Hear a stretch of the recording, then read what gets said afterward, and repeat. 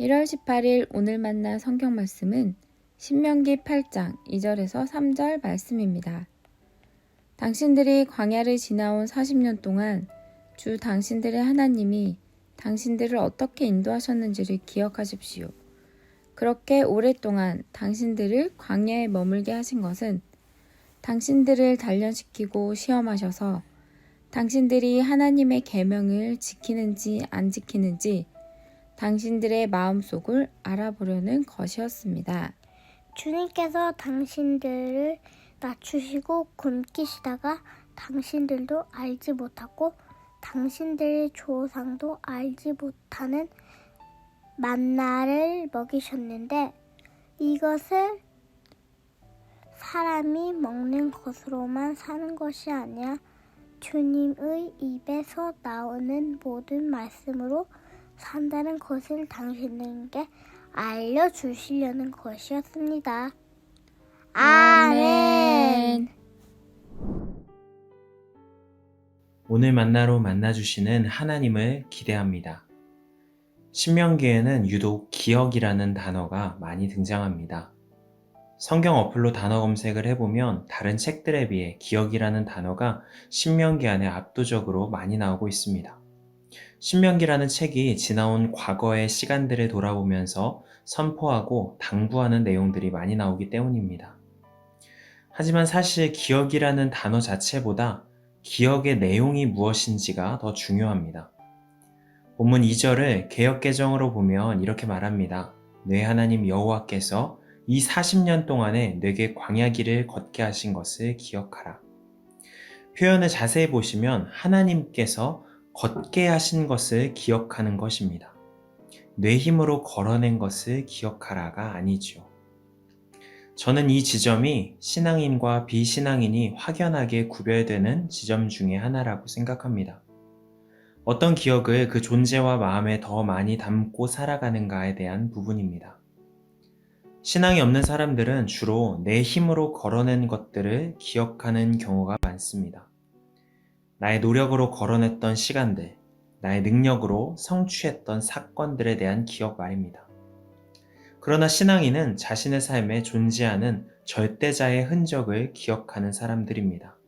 우리는 그것을 은혜라고 부르지요. 하나님께서 걷게 하신 시간들에 대한 기억을 자신의 존재 안에 더 많이 품고 있는 사람들이 바로 신앙인입니다.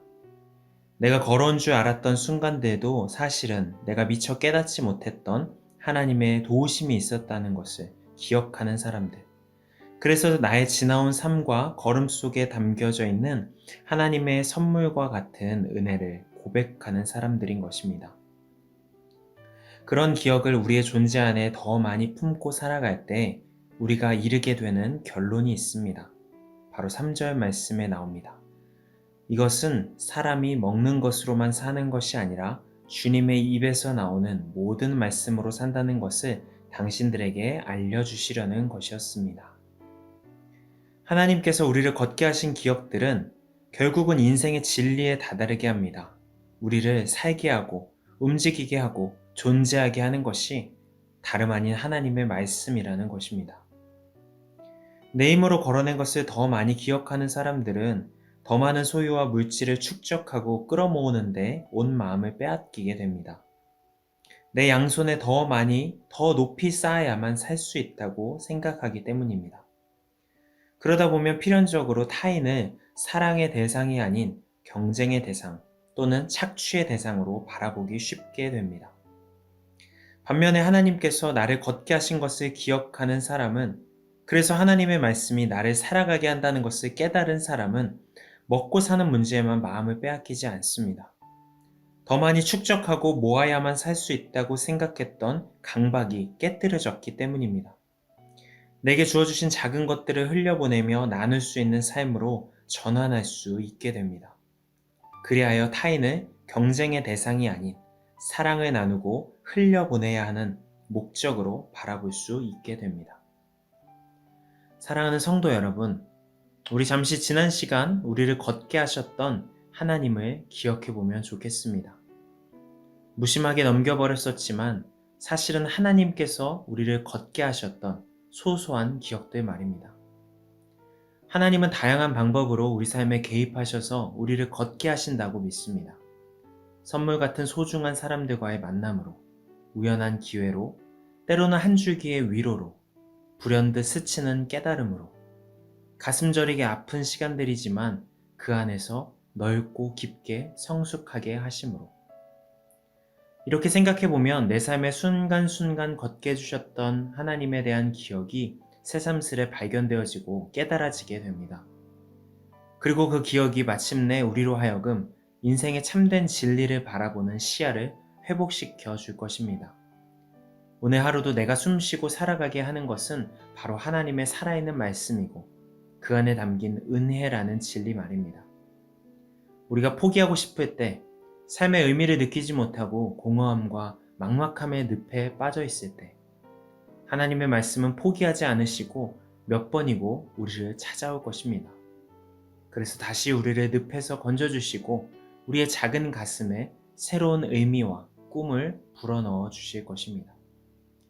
그런 하나님을 신뢰함으로 오늘 주어진 우리의 삶도 소망으로 함께 살아가는 우리 모두가 되면 좋겠습니다.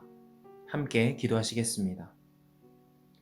사랑의 하나님, 지나온 시간 우리를 걷게 하신 하나님의 섬세한 은혜와 돌보심에 감사드립니다.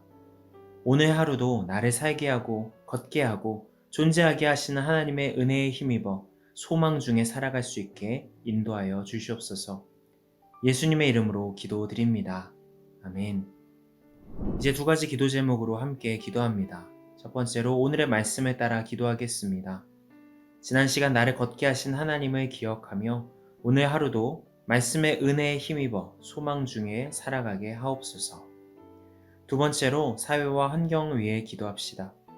끝없는 탐욕과 욕망으로 경쟁하고 착취하는 사회가 아닌 작은 것도 나눌 수 있는 따뜻한 사회, 타인의 경쟁의 대상이 아닌 사랑과 섬김의 대상으로 바라보는 사회가 되게 하옵소서.